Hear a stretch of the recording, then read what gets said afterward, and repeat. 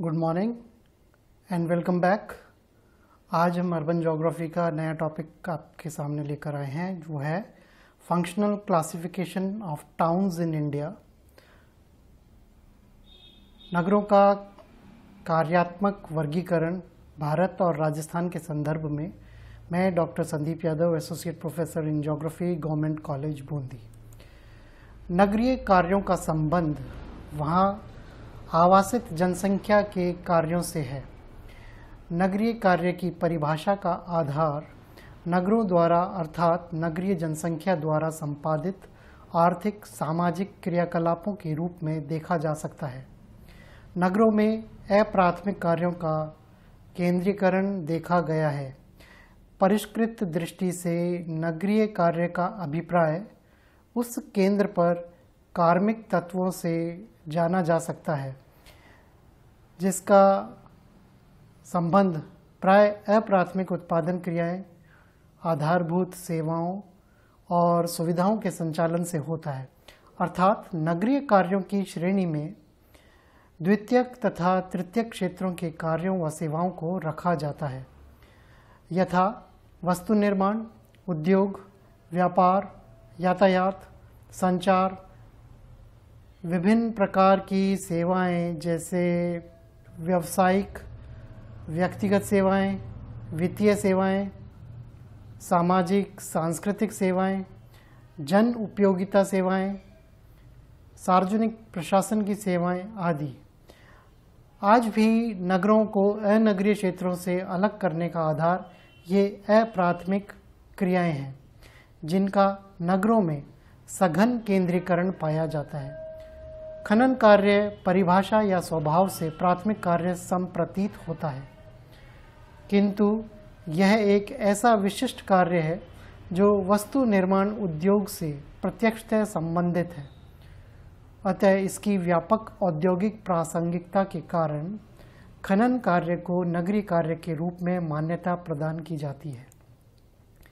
संभवतः इसी कारण नगरीय भूगोलवेता गार्नियर तथा चैबोट ने खनन केंद्रों को औद्योगिक नगरों की उपश्रेणी में रखा है। इसी प्रकार हैरिस, नेल्सन, स्मिथ आदि नगरीय भूगोलवेताओं ने नगरों के कार्यात्मक वर्गीकरण में खनन केंद्रों को सम्मिलित किया है। वस्तुतः खनन कार्य का आधुनिक समय में यंत्रीकृत स्वरूप विकसित हो चुका है तथा यह नगरीय विकास का एक प्रमुख आधार भी है।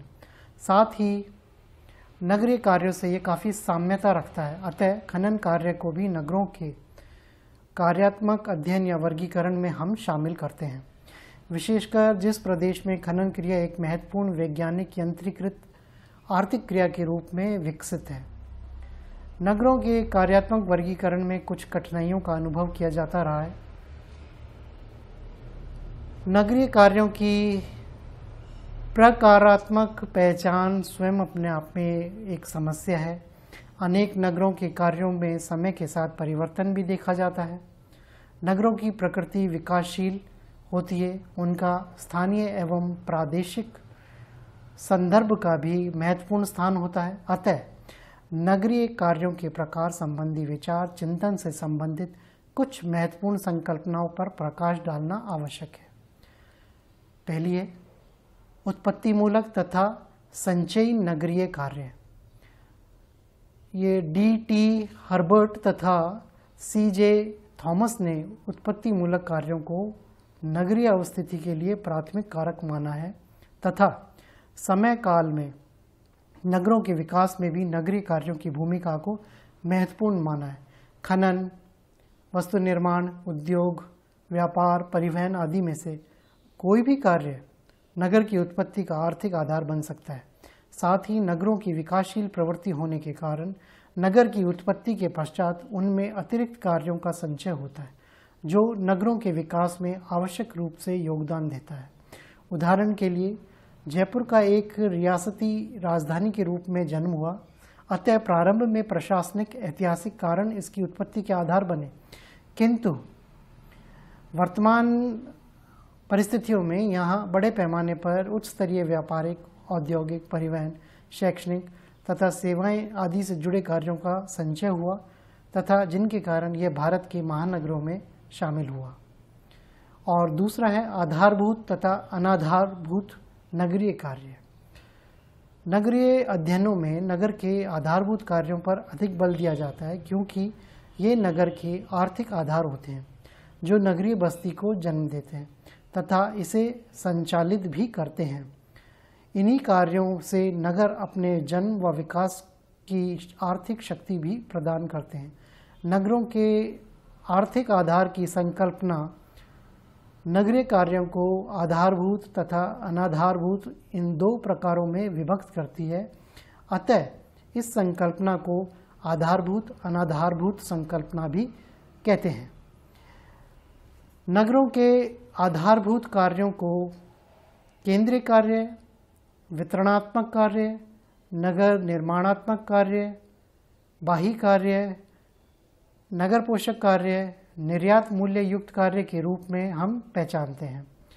उक्त संदर्भ में आधारभूत कार्य की परिभाषा में वे कार्य और सेवाएं आती हैं जिनका संपादन नगर की सीमा में होता है किंतु जिनका उपयोग प्रादेशिक स्तर पर होता है। अतः इन्हें प्रादेशिक कार्य या उत्पादनशील कार्य भी कहते हैं।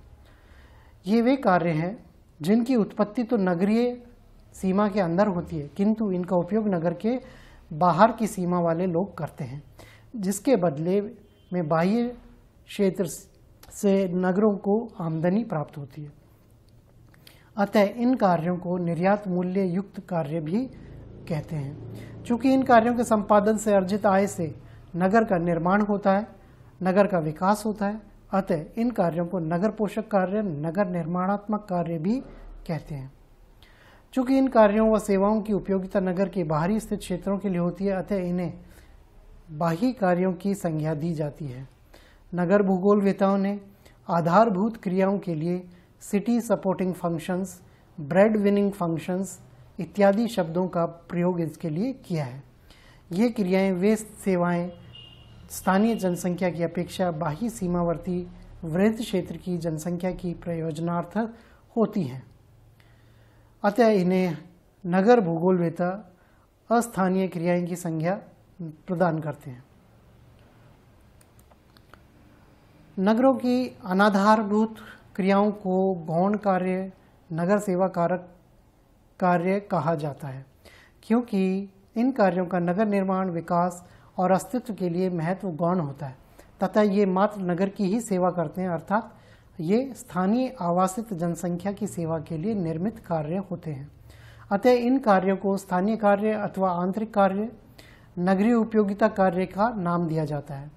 उदाहरण साइकिल, स्कूटर, कार मरम्मत, भवन निर्माण में कार्य लगे मिस्त्री, कारीगर, मजदूर, फ्रूट जूस शॉप, ढाबे, स्थानीय छात्रों का शिक्षण कार्य आदि इस श्रेणी में शामिल किया जाता है। अब है नगरों के जो कार्यात्मक वर्गीकरण है उसको हम कैसे करते हैं, उसकी कौन कौन सी विधियाँ हैं उसके बारे में हम बात करेंगे। 19वीं शती के प्रारंभ से लेकर वर्तमान समय तक नगरों के कार्यात्मक वर्गीकरण में जितनी भी विधियाँ काम में लाई गई हैं उन्हें हम 4 भागों में प्रस्तुत कर सकते हैं। पर्यवेक्षण या गुणात्मक विधियाँ, पर्यवेक्षण सह सांख्यिकी विधियाँ, युद्ध सांख्यिकी या परिमाणात्मक विधियाँ और बहुचर विधियाँ। सबसे पहले हम पर्यवेक्षण या गुणात्मक विधियों के बारे में बात करते हैं।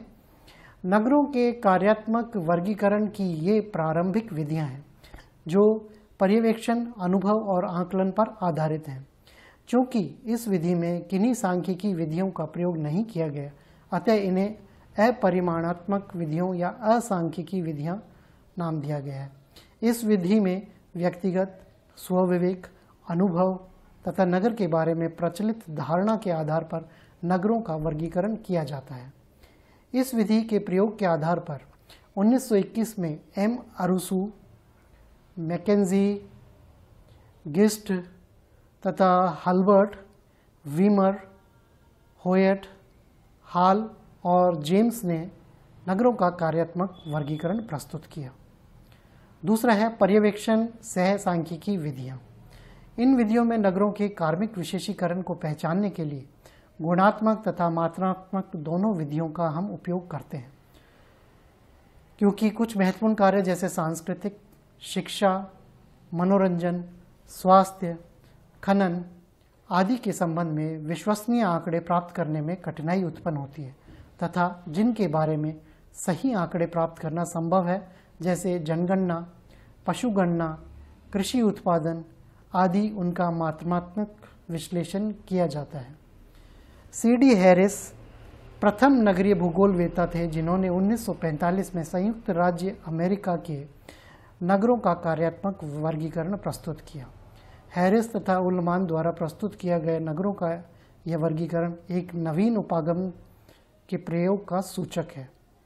F. आर्गवन, हार्ट, मैटिला, थॉमसन आदि ने भी इसी विधि के आधार पर नगरों का कार्यात्मक वर्गीकरण प्रस्तुत किया है।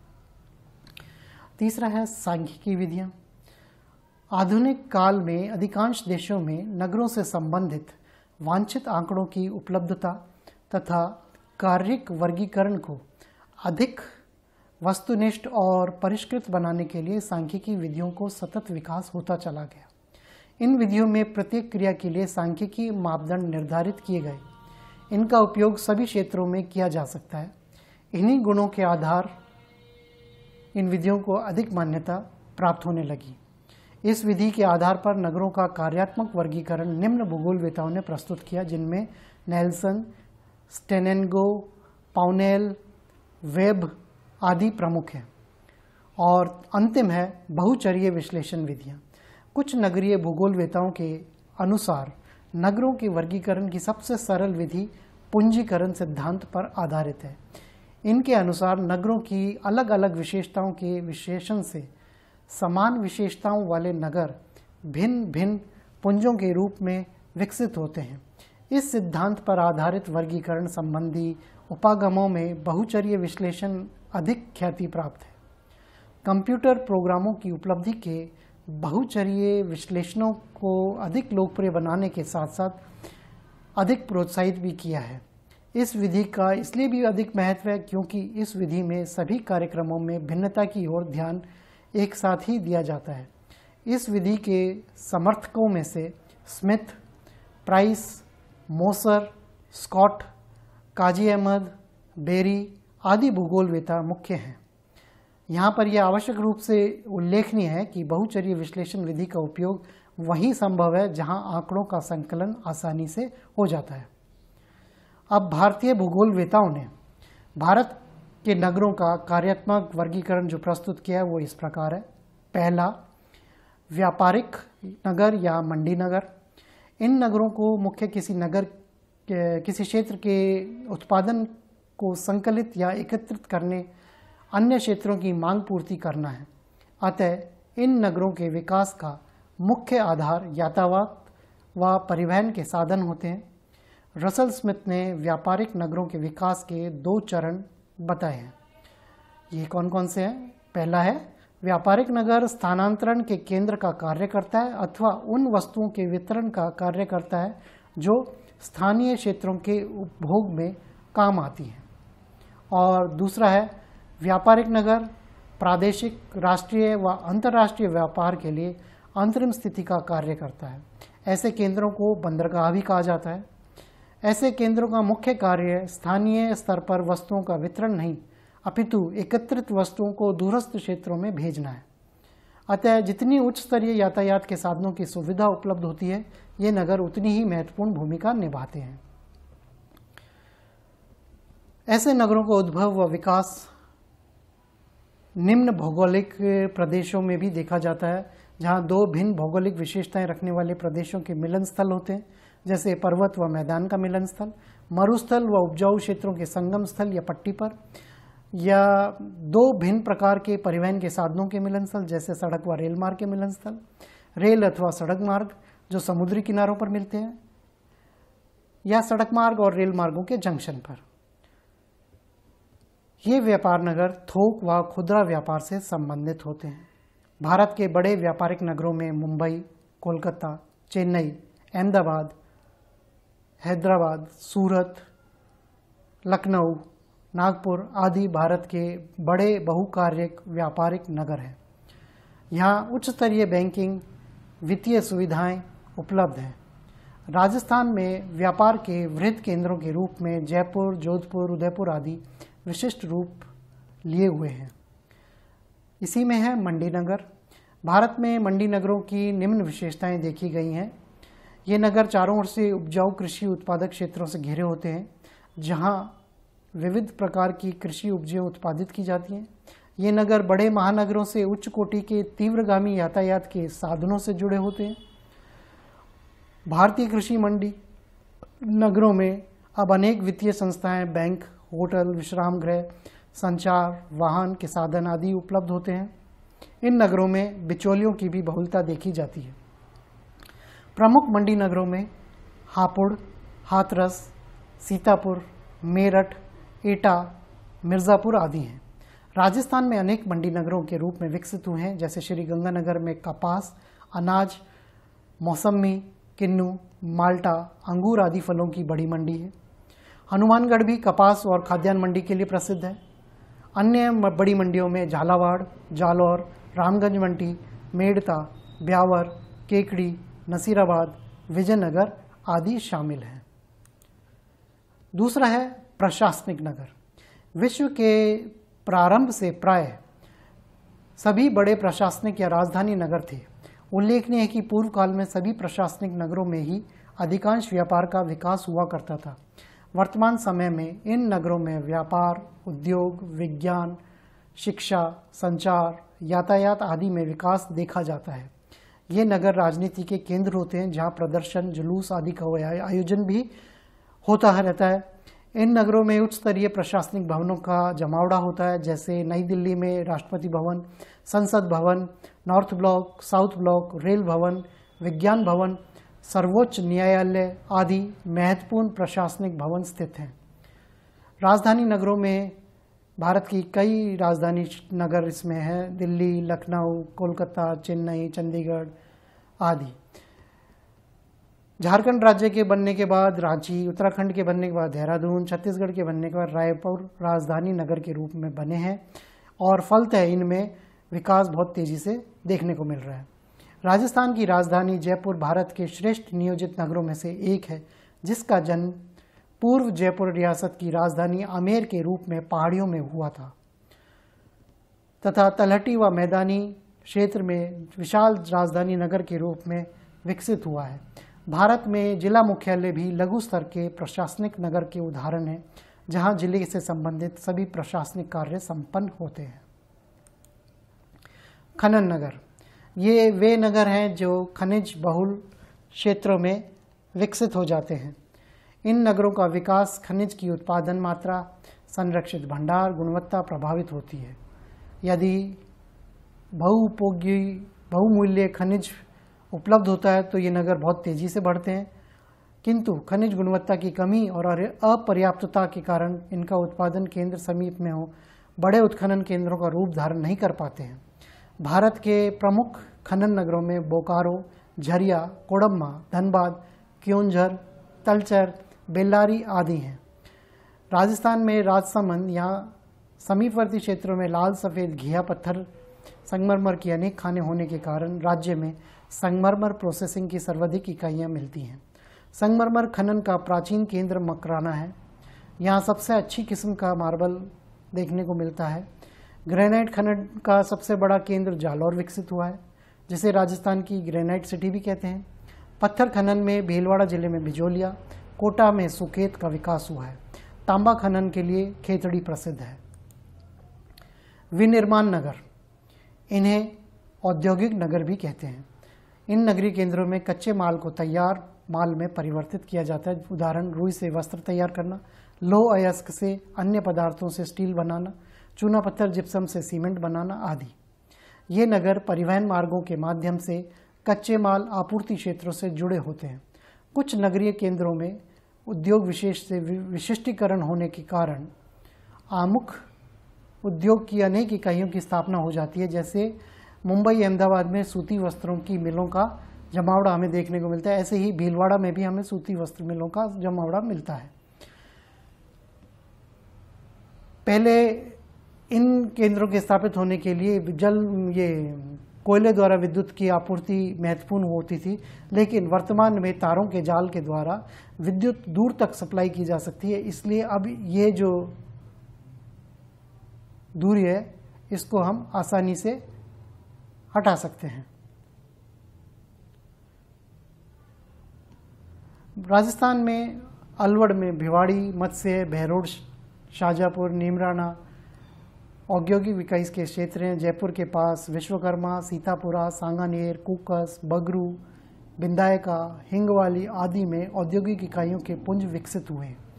कोटा में ताप जल विद्युत, अणु विद्युत की सरलता से सुलभता होने के द्रुत गति से कृषि व खनिज आधारित औद्योगिक इकाइयों की स्थापना हुई है। भीलवाड़ा केंद्र पर वस्त्र निर्माण और अन्य खनिज आधारित उद्योग विकसित हुए हैं। अब है सांस्कृतिक नगर। सांस्कृतिक नगर एच कारपेंटर ने इन्हें श्राइन सिटीज़ का नाम भी दिया है। इस वर्ग में नगरों में धार्मिक नगर और शैक्षणिक नगर शामिल किए जाते हैं। भारत एक धर्मनिरपेक्ष देश है। यह एक बहुधर्म जन्मस्थली रहा है, अतः भारत में अनेक धार्मिक नगरों का विकास हुआ है। इनमें बद्रीनाथ, केदारनाथ, यमुनोत्री, गंगोत्री आदि मुख्य हैं। अन्य नगरों में पवित्र नदियों के किनारे ओंकारेश्वर, नासिक, हरिद्वार, ऋषिकेश नदी संगम पर देखने को मिलते हैं। वहीं प्रयाग इसमें महत्वपूर्ण है। समुद्र तटीय इलाकों में द्वारिका, रामेश्वरम, पुरी देखने को मिलते हैं। और अन्य प्रमुख तीर्थ स्थल में मथुरा, वृंदावन, काशी, उज्जैन, तिरुपति, तिरुचिल्लापल्ली, कांचीपुरम ये देखने को मिलते हैं। राजस्थान में पुष्कर, नाथद्वारा, चारभुजा, एकलिंगजी, कांकरोली, मार्तकुंडिया, वेनेश्वर उल्लेखनीय धार्मिक नगर हैं। राजस्थान में अजमेर नगर भी मुस्लिम धर्म के अनुयायियों के लिए एक महत्वपूर्ण स्थान रखता है। सांस्कृतिक नगर में दूसरा जो महत्वपूर्ण भाग है वो है शैक्षणिक नगर। ये वे नगर हैं जहाँ उच्च स्तरीय विश्वविद्यालय, कॉलेज होते हैं, जहाँ दूर प्रदेशों से छात्र पढ़ने के लिए आते हैं। इन नगरों में शिक्षा संबंधी भवनों जैसे सभागार, कक्षा कक्ष, प्रयोगशाला, पुस्तकालय, रंगमंच, खेल के मैदान, छात्रावास, बाग बगीचे आदि की अधिकता देखने को मिलती है। इनमें भारत के नालंदा व तक्षशिला विश्व प्रसिद्ध प्राचीन नगर हैं। वर्तमान में रुड़की, पिलानी, पंतनगर, अलीगढ़, खड़गपुर, शांति निकेतन प्रमुख नगर हैं। भारत में अन्य जो धार्मिक स्थलों के ऊपर शिक्षा केंद्र बन गए हैं वो है वाराणसी, इलाहाबाद, उज्जैन, हरिद्वार, कुरुक्षेत्र आदि। राजस्थान में उच्च शिक्षा से केंद्र हैं जयपुर, जोधपुर, उदयपुर, बीकानेर, कोटा और अजमेर प्रमुख हैं। अब है परिवहन नगर। ये नगर दो या अधिक व्यापारिक मार्गों के मिलन स्थल पर एवं मार्ग में बाधा के समीप विकसित होते हैं। दो या अधिक व्यापारिक मार्गों के मिलन स्थल पर जो नगर विकसित होते हैं उनमें आगरा, नागपुर, दिल्ली, मुंबई, कोलकाता, चेन्नई, बेंगलोर प्रमुख हैं। और जो मार्ग में बाधा के समीप उत्पन्न होते हैं उनमें कोटद्वार, देहरादून, ऋषिकेश, काठगोदाम, टनकपुर, जम्मू, सिलचर, तिरुवनंतपुरम आदि हैं। इनमें बाधा इस तरह से उत्पन्न हो रही है कि आप मैदानी इलाके तक रेल मार्ग से चले गए, उसके बाद पहाड़ी इलाके पर जाने के लिए आपको सड़क मार्ग का सहारा लेना पड़ेगा, इसलिए ये एक बाधा उत्पन्न होती है। तो ये सारे नगर जो मैंने बताए ये उसी के उदाहरण देखने को मिलते हैं। कई हमें जो नगर देखने को मिलते हैं इसमें आंतरिक जलमार्ग जहाँ ख़त्म हो जाता है वहाँ पर भी इस तरीके के नगर हमें देखने को मिलते हैं। फिर है पर्यटन नगर। इन नगरों का विकास सुंदर प्राकृतिक परिवेश, स्वास्थ्यवर्धक जलवायु, खेल आदि की सुविधाओं से युक्त होने आदि से होता है। इन नगरों में मनोरंजन की सुविधाएं भी उपलब्ध होती हैं। इनमें सभी जाति और धर्म के व्यक्ति आते जाते रहते हैं। इन केंद्रों में बाह्य व्यक्तियों के आवास के लिए अच्छे होटल और ट्रस्ट भवन, धर्मशालाएं आदि बन जाती हैं। गार्नियर ने कहा कि ऐसे नगरों का विकास व्यक्तियों के अपने गृह नगर से दूर भागने की प्रवृत्ति के कारण होता है। व्यक्ति अपनी रोजमर्रा की आम जीवन से ऊबकर ऐसे मनोरंजन और पर्यटन नगरों की ओर छोटे समय के लिए जाता है। अपनी मनोरम प्राकृतिक पृष्ठभूमि, उत्तम स्वास्थ्यवर्धक जलवायु के कारण कई नगर विकसित हुए हैं, जैसे शिमला, मनाली, गैंगटॉक, दार्जिलिंग, नैनीताल, मसूरी आदि। कुछ ऐसे पर्यटन नगर भारत के अन्य पर्वतीय पठारी समुद्र तटीय स्थिति के कारण विकसित हुए, जिनमें माउंट आबू, पंचमढ़ी, ऊटकमंड, श्रीनगर, जम्मू, शिलोंग आदि हैं। भारत में समुद्र किनारे जो मनोरम समुद्र तटीय क्षेत्र है, वहाँ पर भी नगर विकसित हुए हैं। उनमें प्रमुख है पणजी, वास्को, पुरी, चेन्नई, मुंबई आदि।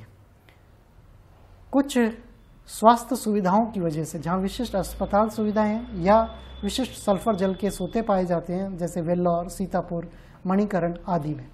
राजस्थान में इसी प्रकार के आवरी माता, झातला माता ऐसे केंद्र हैं जहाँ आस्था के साथ विशेष रोगों से मुक्त होने के लिए लोग आते हैं।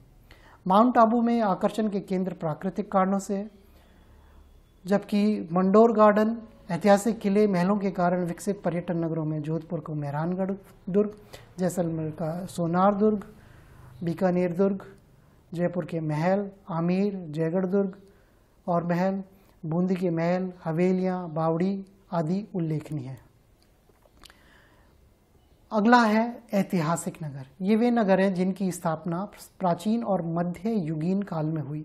इनकी बहुत लंबी सूची है, जिसमें प्रमुख जो नगर हैं उनमें है तक्षशिला, कुरुक्षेत्र, हस्तिनापुर, पाटलिपुत्र, काशी, उज्जैन, नासिक, अजंता, पुरी, कोणार्क आदि। मध्ययुगीन नगर किलेबंद नगरों के उल्लेख में हुए। इनमें चित्तौड़गढ़, जयपुर, जोधपुर, कोटा, बूंदी, जैसलमेर आदि हम ऐतिहासिक नगरों की श्रेणी में रख सकते हैं। फिर है सुरक्षा संबंधी नगर। ये वे नगर हैं जो जल, स्थल, वायु सुरक्षा की दृष्टि से, सैन्य दृष्टि से महत्वपूर्ण है। अधिकांशतः इनमें से ब्रिटिश भारत में छावनी नगरी के रूप में भी विकसित नगरों को उदाहरण स्वरूप उल्लेखित किया जा सकता है, जहां सेना के पड़ाव स्थल, युद्ध संबंधी भंडार होते थे, जैसे अंबाला कैंट, दिल्ली कैंट, आगरा की छावनी, नसीराबाद छावनी, नीमच छावनी, महू छावनी, नागपुर की छावनी आदि मुख्य हैं। और अगला है शक्ति नगर। भारत में कुछ ऐसे नगरों का विकास हुआ जिन्हें शक्ति नगरों की नाम दिया जाता है, जो तापीय जल विद्युत केंद्र या सौर ऊर्जा केंद्र या पवन ऊर्जा केंद्र, अणु ऊर्जा केंद्र के रूप में शामिल होते हैं। इनमें तारापुर, कलपक्कम, नरोरा, काकरापार मुख्य हैं। राजस्थान में चित्तौड़गढ़ जिले में अवस्थित रावतभाटा एक महत्वपूर्ण अणु ऊर्जा नगर है। इसे राजस्थान का परमाणु शहर भी नाम दिया गया है। राजस्थान में जोधपुर का मथानिया सौर ऊर्जा का केंद्र नगर बन गया है। सूरतगढ़ व कोटा बहुकार्यक शक्ति नगर बन गए हैं। जल शक्ति केंद्रों में टाटा जल विद्युत योजना की भीवपुरी, खोपोली, लोनवाला आदि मुख्य हैं। भाखड़ा नांगल, दामोदर घाटी में पंचेत पहाड़ी, तिलैया, बोकारो शक्ति केंद्र आदि विकसित हुए हैं। इसी प्रकार हीराकुंड, रियांद परियोजनाएं भी शक्ति केंद्र के रूप में उभरी हैं। राजस्थान में बांसवाड़ा जिले में माही बजाज सागर परियोजना का केंद्र वीरखेड़ा जल शक्ति केंद्र है। चंबल परियोजना का रावतभाटा अणुशक्ति के अतिरिक्त राणा प्रताप सागर बांध से विकसित जल शक्ति का केंद्र में द्विशक्ति केंद्र बन गया। और अंत में है विविधता युक्त नगर। ये नगर कोई एक ही कार्य संपादित नहीं करते, वरन विविध कार्य मिश्रित रूप से संपन्न करते हैं। इन नगरों में विभिन्न गतिविधियां, कार्यकलाप देखे जाते हैं तथा विभिन्न उद्देश्यों की पूर्ति करते हैं। अतः इन्हें बहुकार्य या विविध कार्य के नगर भी कहा जाता है। भारत में ऐसे नगरों में बेंगलोर, गुड़गांव, कोटा, इंदौर, मेरठ, सहारनपुर मुख्य हैं। तो आज हम पढ़ रहे थे नगरों का कार्यिक वर्गीकरण भारत और राजस्थान के संदर्भ में। इसके साथ ही आपका ये टॉपिक हम पूर्ण करते हैं। आज के लिए इतना ही। धन्यवाद।